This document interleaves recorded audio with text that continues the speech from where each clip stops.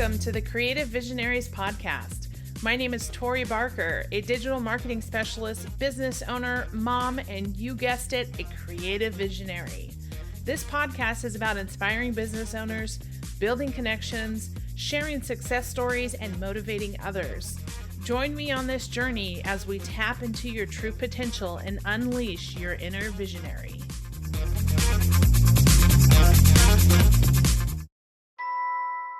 Hey there, podcasters. Are you looking to take your show to the next level? Let me introduce you to Podtask, the innovative platform that simplifies the podcasting process and equips you with the tools you need to succeed. With Podtask, you can say goodbye to the headache of managing multiple tasks and deadlines. This app provides a comprehensive systemization and task management platform that helps you streamline the podcasting process. And it doesn't just stop there. Podtask also offers AI-based marketing tools to give your podcast a competitive edge. As a fellow podcaster, I know from experience how important it is to have a reliable and efficient tool like Podtask to keep you on track. It helped me save so much time in post-production, which allows me to focus on what really matters, creating great content for my listeners. So if you want to take your podcast to the next level, be sure to check out Podtask. As a special offer to my listeners, you can sign up today and get started with their free forever plan by visiting creativevisionariespodcast.com/podtask. Hi, everyone. Thank you so much for joining us again on the Creative Visionaries Podcast. Today, I have the pleasure of introducing you to our guest, Rich Kirkpatrick. Rich, welcome on the show. Glad to be here. Well, tell us a little bit about who you are and give us a little sneak peek of the conversation we're going to have. Well, I've been a musician most of my life. Some of that's been like a church musician, so that's been fun. So I'm a creative person. I went to music school. I used to doodle in class as a kid and get in trouble for that, sometimes on the desk, so I have to confess that's true. And so I lived the whole life as a creative person, and when you're in an institution, a business or a church, for instance, sometimes that creative process is really hard to explain. Like, here's what I need to do to create, like write a song or put together a Christmas production, or we did marketing. So this, what you're an expert at, like how do we let people know about, our Holy Week services? So that's interesting. And so anyway, I lived a whole career of that for a while, and you kind of move on. And so I really wanted to write down this stuff. And I've been blogging since, the early year of 2005. So it's ancient to be online. And so I've always loved to have a conversation with people. And I thought, my curiosity, 10 years ago about the creative process just started. And I came up with this little 3-step process to kind of describe what I thought it was. And I was, I would try it when I was driving Lyft, by the way, with people in the car. And they all seemed to like it. They said, you should put this in a book, Rich. And I said, really? Writing a book's hard. So anyway, I ended up writing a book, studied 2 years or so to get, I wanted to be sure, test my ideas. Is this something that people really say is true? Does this work?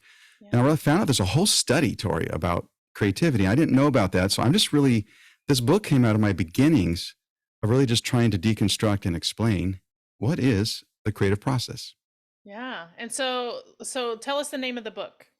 The name of the book is Mind Blown, Unlock Your Creative Genius by Bridging Science and Magic. That's awesome. So I have a copy of the book. Thank you, Rich. So as you all know, listening, creativity is a lifeline in my business and in my podcast. Creative Marketing is my digital marketing company. Creative Visionaries is the podcast we're listening to. So when Rich approached me with, hey, I'd like to come on your podcast, I think we have some good synergy. I was like, absolutely. I think there's a conversation for sure that we can have and people can definitely benefit from. So I'm excited to kind of dive in and ask you, can you give us that high level of what that 3-step process is? Yeah, the 3 steps, basically, there's a point, and it's all about ideas, by the way. So the first thing is you discover. The second thing is then you have to develop. And the last thing is deliver. And so I have metaphors for those that I develop because I like pictures.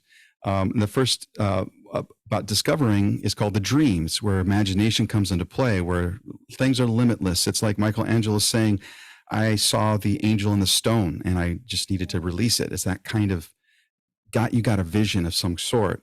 And then the second part, the development, is what I call the sandbox. A lot of tech people understand this because they say, you put your software in a sandbox to kind of test it out before you send it out to the real world to see if your process works. And so you take your ideas, you do the same thing. Is this system, customer service system work or not? Let me try it out. And so that's the sandbox. I like to play in the sandbox as a kid, so that was appropriate. And then the third thing about delivery, I call the story, because a story really, we have to come to life. I think stories, I call them basically a container for dreams. And so to put something in a story is basically to say, what are my dreams? And is this really me? So it could be branding, the story that you have as a company, but also the story you have for your customers. So what is their villain? What's the conflict I'm helping them resolve? And so everything about humanity is in a story. And so that's one thing I talk about a lot, is that creativity is really just another word for what it is to be human. It's what we do. Yeah. And do you find that people with these three steps, that they sometimes skip over step one and go straight to step two? Or, where do you find people really falling into the 3-step process when you come in contact with them? Well, we all start differently. And in the book, I have these two characters. I have a robot and a wizard. And how we approach creativity really is how different we are as people. But I really represent two kinds of ways of starting. One is the wizard, who's the dreamer. And so he may start at the end.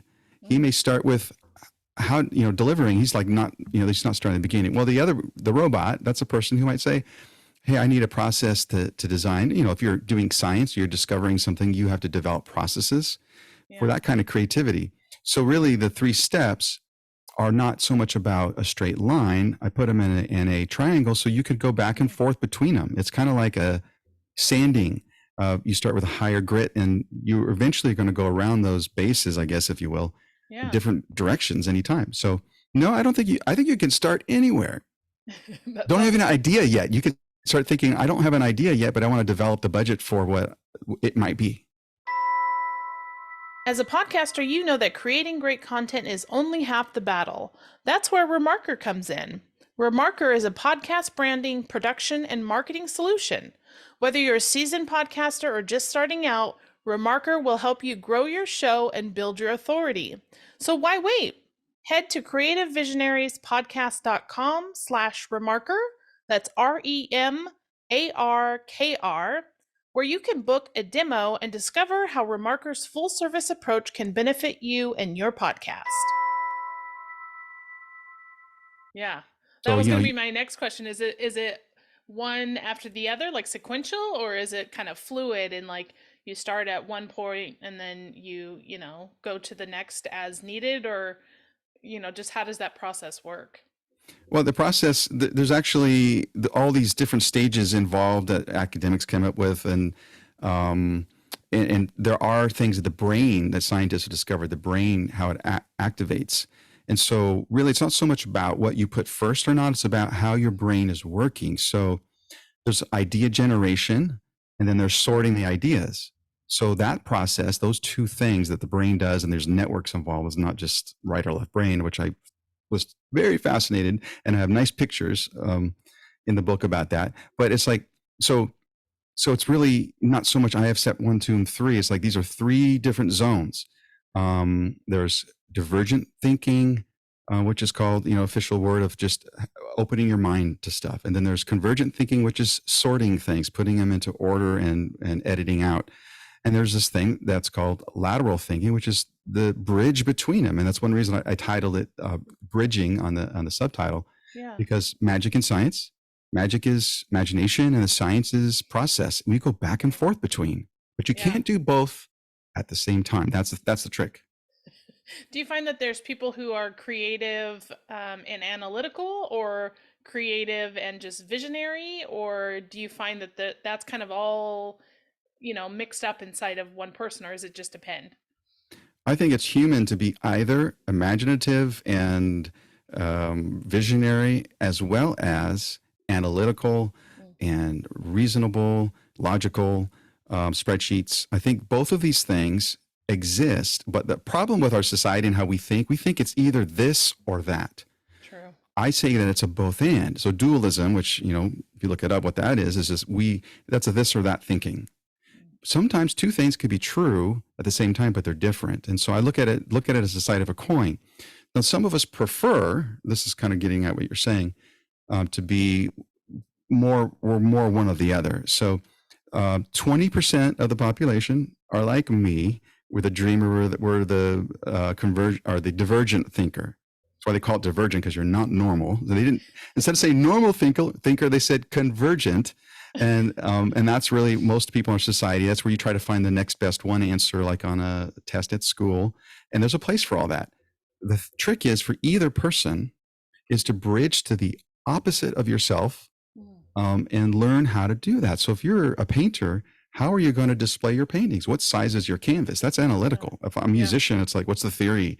My song I'm going to record is 3 minutes and 30 seconds. So, I need to cut stuff out if I want to keep a radio version of my song. So all those things are really about creativity. And that's one reason I like the putting it into 3 steps and spend a lot of time on delivery, because those super gooey creative people, they really need the business people who are the execution people. Yeah. But the execution people need to understand that idea generation needs to be bigger than what we're used to. And I think if we learn to bridge those two, whether it's getting partners or creating a team or your schedule switching between the two, I think that's really what that's about. So you can do those 2 different kinds of thinking and start anywhere, I'd say, the creative process. Yeah, it's interesting because I read the book Rocket Fuel by Gino Wickman. Ooh. And so that really kind of opened my eyes to this visionary and integrator concept. And I tend to align more with a visionary person, right? And so I still do integrator type roles, but I really don't find that to be my zone of genius. And so I really feel like, for me to be fulfilled and serving people in the right way and doing the things that I love, I've got to be in that role, the creative visionary role, and have a counterpart who loves doing the implementation and the analytical, whatever that might be, to support that creative side of me, because that's not where I should be spending my time. So I'm just curious if you come across that as well. Yeah, I think that's one of the ways to apply this process I have is to determine a team. And one of the chapters I have on leadership in particular is really about that. It's like, who is there on the team? But it's also about learning a little bit about the other edge, enough to manage it. True. I am ADHD, which I talk a little bit about in the book. So it's hard for me to stay focused. I have no sense of time. But I am never late to appointments unless there's an extreme reason for it. But I had to learn that because I was always late.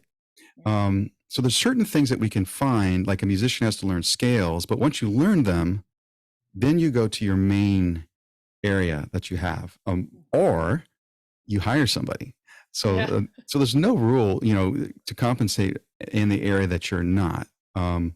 Some people are super genius where they're kind of both. I don't know very many people. Yeah. But I think it's great to know which one you are. If you're the visionary type person, which they call the divergent thinker, you're not going to enjoy, the other side as much. And that's true the other way. You have brainstorming meetings, how they go south all the time? Yeah. There's a reason for why they go south, because you're getting 2 different ways of thinking at the same moment and competing. It's really like 2 meetings. Have a meeting with the idea people.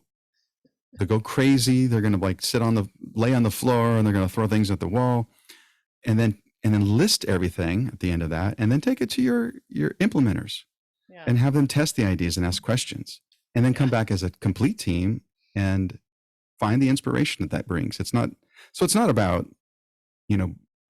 it's both about honing the other side, but it's also about only so you can work, like you're saying, in your main thing. Yeah. And so I'm curious, do you find that there is a specific creative process that people usually fall into, or a means of the process that they do in their business? I think there are stages of what happens with creativity. They've developed those in the brain. They understanding the kinds of things you go through in the brain, and like one of the charts I have in the book, it goes through these stages you go through, and you start with preparation. And so, in other words, where do you find your inspiration? Okay, so I'm a designer. I'm going to look at colors. So I have pictures of flowers that I like that are I'm going to pick these 3 colors, but this is where I'm finding my inspiration. Yeah. And so there's that level of preparation. And then there's this idea of incubation where you have to let things kind of simmer.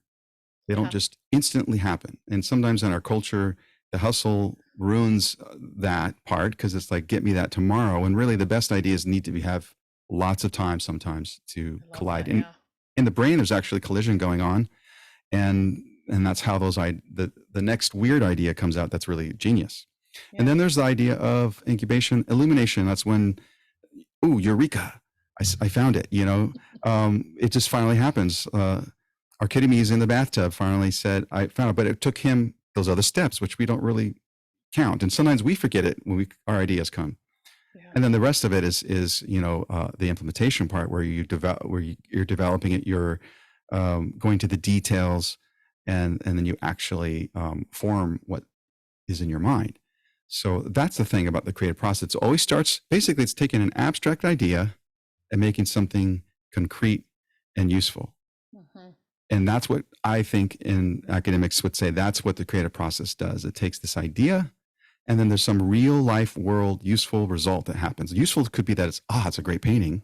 Yeah. Or useful could be that, wow, I have more customers now that are enjoying this product I'm making. Yeah. It's interesting listening to you go through that process. It's like, I'd never really thought about it as these stages in the process, but that's exactly when I look back at, a project that I've worked on. It starts with that idea, and then it's almost like the incubation, right? Like it takes me a while to get through and think through, what could work, what should be here, and then it just really follows that cycle. So it's interesting for you to kind of outline that and think prospectively for me how that's so true in my business. Well, and a lot of people like yourself, you have to be creative. You just don't even call it that. You're just getting things done. And I need to get from A to B. And we all know that A to B is never a straight line. Yeah. And I always tell my kids that. And the points between A and B are never a straight line. And I say, thanks, Dad. But really, that's kind of how we operate. And that's why creative process, I think, I call it the most human of processes. We're all wired for it. Scientists have proven this. Philosophers, faith-based people said, yes, look, we're designed from a creator. It's like every point of wisdom points to this concept that humans at their best make things. Yeah. It's interesting. One of my coaches told me that, because for me, I'll talk to my coach and I'll say, yeah, well, I can do this, this, and this. And she'll say to me, that you just said is not normal, like not a normal thing that people understand, right? To you, it comes naturally or it's easy because that's what you do and what you love. But for other people, it's like, wow, that's amazing. And so she's like, put yourself in perspective because, you do have this genius to offer. You just don't think it's genius because it's just everyday thoughts for you. And I'm like, well, that's great. Yeah. So if you're being a visionary person, that's really what a lot of leadership's about. It's a lot of, it takes, but I think the person who thinks they have a boring job, for instance, the person listening that has a dentist office, they're trying to expand and they want to market it better, whatever, how everything they're doing, if they learn to be that true artist in them. In other words, I think this is a human thing to be more like. So and that's one of the passions I have, is to explain to people, to deconstruct it in a way that people who aren't like me can say, oh, I can learn that part of it, or I can get someone to help me with this part of it. Right. It's a passion I have, so that, your coach can say, oh, but others might be able to learn to be more visionary. Right. Or at least they can value how much money they pay the visionary person, because they can see how difficult it is to operate that way all the time. Right. So how do you feel like you empower people to find their vision? Yeah, I think really a lot of it's letting people understand, so everybody tends to think that creativity is this voodoo thing. It's really not, but I really think it is a process. And so part of what I like to do is to, in even detailed way, help people explain to them, here's how you can design your creative process based on who you are. Yeah. And so if you're the robot, you're going to come with a process like a scientist. And that's just cool. And that's creative though. You're Yeah. still being the fully thriving human that you're supposed to be. That's just your strength is going to be that side. Okay, so you're the wizard like me, and you carry books around in your wizard wand or whatever. You need to learn to create like you are. You're not going to put systems together the same way another person. I had a boss that I talk about in the book. He says, Rich, you come to the right conclusions and results, but you do it backward. And the thing about this is what the creative process is so genius. I think the whole idea of it is that people are different, and we're going to find there's nothing new under the sun. Everything we create is iterative. It's, it doesn't have to be this completely new thing that, it's new to us. It's new to our audience. Yeah. And so we don't have to put upon ourselves this idea that, of becoming something we're not. It's the idea that we're becoming more of who we're supposed to be. We're supposed to be people who have dreams and visions of things that we make that have meaning for other people in the world. Yeah. Whether it's a party for friends you're putting together, or whether it's a business, or whether it's writing a song. All the things that we create, it's a human activity. And so what I try to do is to help people see that vision for their life, that what I'm doing, that what's going to help me get up in the morning is how I get to do this for people and for myself by being who I'm supposed to be, by not forcing myself to live in a grid that someone else is telling me, but finding out that humans do these things, we make things, and how do I need to approach it? I love that. That's awesome. Now, I want to ask one final question. So, what has been a creative way that you have marketed your book? That's a good question. I am trying to be creative. This is the biggest test because books are the slowest consumed media. We have podcasts and we have songs on Spotify. We have all these different things. So a book, the most creative thing I've done is just, I carry a copy of my book to coffee shops, and occasionally someone will strike up a conversation and we'll be talking like we are, yeah, and they'll end up with a book. And that does more than you realize. So it's really the most creative thing I found out is I get to be a guy who talks to people about what I'm excited about. And in the typical conferences don't happen like they used to, so what do? You go to your bookstore, local bookstore, and do a meet and greet. You speak at little groups. Like there's a group of musicians actually in Sacramento, found out they're church musicians that are going through this book together. I'm awesome. Like, wow, I didn't even know that. So the creativity part of it comes in being open-minded about how, what's the next thing I need to try. Yeah. And Creative Nights is this thing I come up with that I want to do. And it could be, because house concerts is what I know, that house shows, they call them, for musicians. And I love doing those because you get with 20 to 50 people max, and you have this nice time. And then you afterwards drink wine and meet people and all that stuff. Well, I thought Creative Nights, let's do this with authors and entrepreneurs. Yeah. And so I have a friend, I think he stole the idea from me, I'm going to say, and he's actually invited me to be one of these. So we have like a business owner who started a coffee shop, and an artist, a visual artist, and this author guy, and this other creative person who are going to together kind of just present this idea of creativity. What's their process and what did they make? And how is there a correlation between these four very different people? Yeah. So that folks can kind of do that. And then they can network together, which is really good to meet people, because we learn. I mean, you seem like some of you learn a lot. You're very well networked. That's how you learn. Yeah.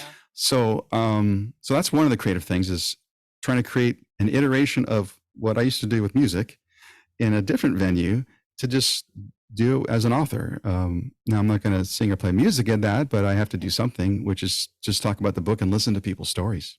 Yeah. Yeah. Well, so how can people find your book and start reading along and learning more about the creative process? Well, I'm on Amazon. You can get a paperback, Kindle, or Audible. And you can also find the book, your favorite, like Barnes & Noble or wherever, or Spotify, the audio's everywhere. So you can get that. But you can also, if you just say, well, that's kind of confusing, just go to rkblog.com. And on the site, there'll be a picture of the book somewhere that you can say, okay, that's that book with the light bulb, mind blown. Yeah, I love it. Well, Rich, thank you so much for being a guest today. I hope you guys go out there, pick up a copy of the book, and, let's just grow our creative genius and start working through the process. Awesome. Thanks so much for listening to the Creative Visionaries Podcast. If you've enjoyed this episode, make sure you subscribe, leave us a review, or share with a friend. Also, make sure to visit us online at creativevisionariespodcast.com. You can also follow us on Facebook, Instagram, or LinkedIn. And stay tuned for more episodes to come. And remember, it's time to tap into your true potential and unleash your inner visionary.